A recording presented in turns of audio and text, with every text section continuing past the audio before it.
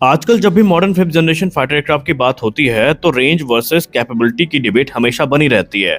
लेकिन भारत ने अपने एमका के साथ कुछ ऐसा कर दिया है कि भारत अब इस डिबेट से बहुत ऊपर उठ चुका है। और वो लोग जो इसको F-35 से कंपेयर करते थे, आज उनके लिए तो ये अच्छा खबर नहीं है, क्योंकि एमका अगर ये कैपेबिलिटी विकसित कर लेता है तो फिर F-35 तो दूर की बात, कोई भी fifth generation fighter aircraft capability में एमका के आसपास नहीं आएगा।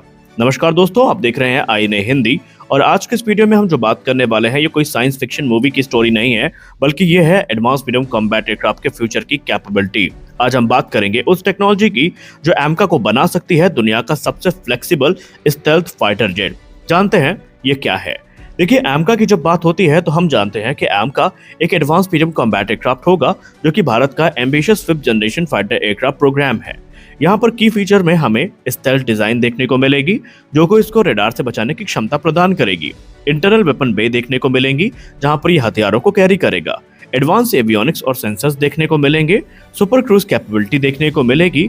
लेकिन स्टेल्थ एयरक्राफ्ट के साथ हमेशा से एक कॉम्प्रोमाइज रहता है, या यूं कह लें एक समस्या रहती है, और वो है रेंज वर्सेस पावर की। यानी कि कहा जाता है कि या तो स्टेल्थ बनाए रखने के लिए एयरक्राफ्ट अपने वेपन को कॉम्प्रोमाइज करे, या फिर उसकी रेंज बढ़ाने के लिए जो है फ्यूल ज्यादा कर ले और वेपन कम कर ले। प्रॉब्लम यह है कि अगर आप ज्यादा फ्यूल कर लेते हैं तो फिर आपके वेपन कैरिंग कैपेसिटी कम होगी, और ज्यादा वेपन कर लेते हैं तो कम रेंज तक आपका विमान उड़ पाएगा। मतलब हर मिशन से पहले एक टफ डिसीजन लेना पड़ता है, और इसी लिमिटेशन को फ्यूचर वॉरफेयर के लिए एक बहुत बड़ी कमजोरी माना गया है। लेकिन भारत के लिए एक अच्छी खबर है।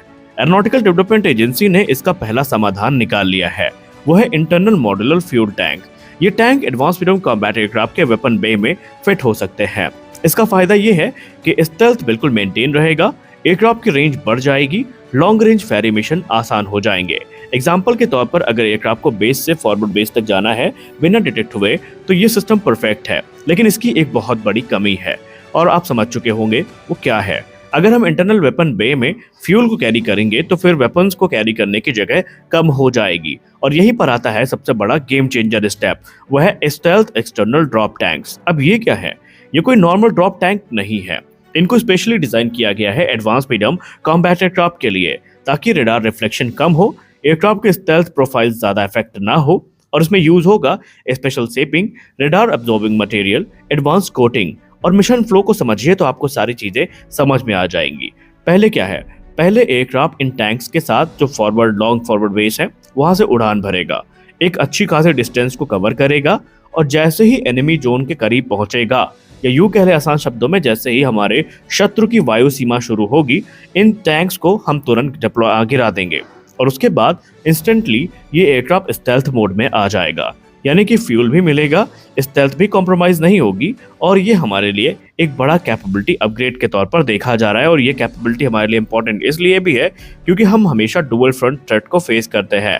हमारे बॉर्डर्स काफ़ी बड़े हैं और हमारे एनिमी के पास एडवांस एयर डिफेंस सिस्टम भी हैं, और ऐसे में एमका अगर इस टेक्नोलॉजी को होस्ट करता है तो इसकी डीप स्ट्राइक भी कर सकता है, एनिमी रडार को इवेट भी कर सकता है, और सरप्राइज मेंटेन करके जो अटैक है उनको एग्जीक्यूट भी कर पाएगा। यानी अनसीन अप्रोच पहले होगी और बाद में सडन स्ट्राइक। लेकिन यह टेक्नोलॉजी डेवलप करना इतना आसान नहीं है। इसमें कुछ मेजर चैलेंजेस भी हैं जिनका सामना करना पड़ता है, जैसे कि लो रडार क्रॉस सेक्शन को मेंटेन करना हमारे लिए सबसे महत्वपूर्ण है, वरना फिर एक आम टैंक में और स्पेशल टैंक में कोई फर्क ही नहीं रहेगा अगर एक विमान का रडार क्रॉस सेक्शन काफी ज्यादा बढ़ जाता है तो।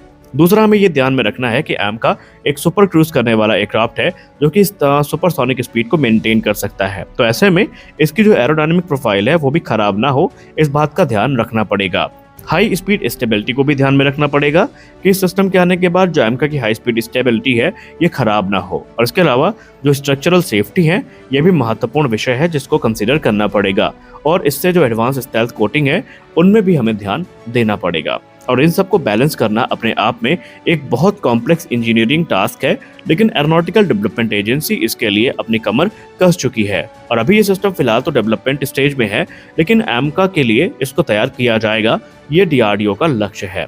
एमका का गोल सिर्फ स्टेल्थ फाइटर बनना नहीं है, बल्कि एक एडॉप्टेबल कॉम्बैट प्लेटफॉर्म बनना है जो मिशन के हिसाब से खुद को बदल सके, कभी लॉन्ग रेंज फेरी मोड में, कभी हैवी कॉम्बैट मोड में, तो कभी प्योर स्टेल्थ स्ट्राइक मोड में। तो आप समझ सकते हैं कि स्टर्ज ड्रॉप टैंक की भूमिका कितनी महत्वपूर्ण होने वाली है और दोनों मिलकर एमका को बना सकते हैं एक नेक्स्ट जनरेशन स्मार्ट फाइटर जो कि मौजूदा 5th जेन फाइटर से कहीं ज्यादा एडवांस होगा। हमारी अगली बड़ी रिपोर्ट भारत डायनेमिक्स लिमिटेड को लेकर यानी बीडीएल को लेकर है।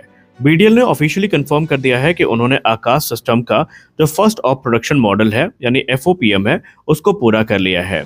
लेकिन सवाल यह है कि ये एफओपीएम होता क्या है। एफओपीएम का मतलब होता है फाइनल वेरिएंट जो प्रोटोटाइप से निकलकर प्रोडक्शन रेडी बन चुका है। यानी ये सिस्टम अब टेस्टिंग का सिस्टम नहीं है बल्कि इसे प्रोडक्शन में लाया जा सकता है और बड़ी संख्या में बनाया जा सकता है। एफओपीएम का एक बहुत बड़ा महत्व होता है और इसको एक बड़े माइलस्टोन के तौर पर देखा जाता है क्योंकि इससे यह साबित होता है कि सिस्टम स्टेबल और रिलायबल है और मैन्युफैक्चरिंग लाइन अब कंसिस्टेंट क्वालिटी के साथ प्रोडक्शन कर सकती है। और सबसे जरूरी, यह सिस्टम आर्म फोर्सेस में इंडक्शन के लिए भी रेडी है। इसका मतलब ये भी होता है पहले जो प्रोटोटाइप्स होते थे वो अक्सर एक्सपेरिमेंटल होते थे, लेकिन एफओपीएम में इसका मतलब होता है कि अब यहाँ पर हमने फाइनलाइज हार्ड टूलिंग करी है, इंडस्ट्रियल लेवल हमने मैन्युफैक्चरिंग करी है, यानी अब इसमें क्वालिटी से कोई कॉम्प्रोमाइज नहीं है। एडवांस आकाश सिस्टम की बात करें तो इसमें पुराने आकाश मिसाइल सिस्टम का अपग्रेडेड वेरिएंट हम कह सकते हैं इसको, और इसे डेवलप किया है defence research and development organisation यानी डीआरडीओ ने। खासियतों की बात करें तो इसमें बेहतर रेडार और इलेक्ट्रॉनिक्स देखने को मिलते हैं, अपग्रेडेड सीकर्स देखने को मिलते हैं, ज़्यादा एक्यूरेसी और मल्टी टारगेट इंगेजमेंट कैपेबिलिटी भी देखने को मिल जाती है। ये सिस्टम मुख्यतः दुश्मन के ड्रोन्स को, उनके क्रूज मिसाइल्स को और उनके हाई स्पीड जो फाइटर जेट्स हैं उन्हें इंटरसेप्ट कर सकता है। यानी ये एक multi layered air defence shield बनाएगा जो कि भारत को हर प्रकार से प्रोटेक्ट करेगी। अब टेस्टिंग के दौरान आकाश सिस्टम ने हाई प्रिसीजन दिखाया था, मल्टीपल टारगेट्स को एंगेज किया था सक्सेसफुली, उनको ट्रैक और डिस्ट्रॉय किया था और सबसे खास बात, रियल कॉम्बैट लाइक सिनेरियो में खुद को साबित भी किया था। ये ट्रायल्स सिर्फ टेस्टिंग नहीं थे बल्कि ये साबित करते हैं कि सिस्टम बैटल रेडी है। अब इस सिस्टम की डिलीवरी बहुत जल्दी शुरू होगी इंडियन आर्मी और इंडियन एयरफोर्स के लिए और इससे भारत का जो एयर डिफेंस नेटवर्क है वो और मजबूत होगा, बॉर्डर एरियाज और स्ट्रेटेजिक लोकेशंस की सुरक्षा बढ़ेगी और एनिमी के जो एयर थ्रेट्स हैं उन्हें पहले ही न्यूट्रलाइज किया जा सकेगा। भारत डायनेमिक्स लिमिटेड सिर्फ यहाँ पर मिसाइल ही नहीं बना रहा है बल्कि पूरे इकोसिस्टम को संभाल रहा है, जैसे कि मिसाइल प्रोडक्शन हो गया, आरएफ सीकर्स हो गए, लॉन्चर्स हो गए, टेस्टिंग इक्विपमेंट्स हो गए और साथ ही साथ फ्यूचर अपग्रेड्स भी और मेंटेनेंस की जिम्मेदारी भी इनके तरफ से निभाई जाएगी। इससे बीडीएल भारत के डिफेंस इकोसिस्टम का एक मजबूत पिलर बन चुका है। यानी फाइनली देखा जाए ओवरऑल तो एडवांस आकाश सिस्टम का एफओपीएम कंप्लीट होना सिर्फ प्रोडक्शन माइलस्टोन नहीं है बल्कि यहाँ पर यह भारत के डिफेंस सेल्फ रिलायंस का प्रूफ है, मेक इन इंडिया इनिशिएटिव की जीत है और आने वाले समय में एक मजबूत एयर डिफेंस शील्ड भी प्रदान करेगा। अब एक सवाल आपसे, आपको क्या लगता है कि इंडिया का आकाश सिस्टम S-400 जैसे सिस्टम को फ्यूचर में रिप्लेस कर सकता है? क्या हम इसको और ज़्यादा इंप्रूव कर सकते हैं? आप अपनी राय ज़रूर दें। मिलते हैं अगले वीडियो में, तब तक के लिए जय हिंद।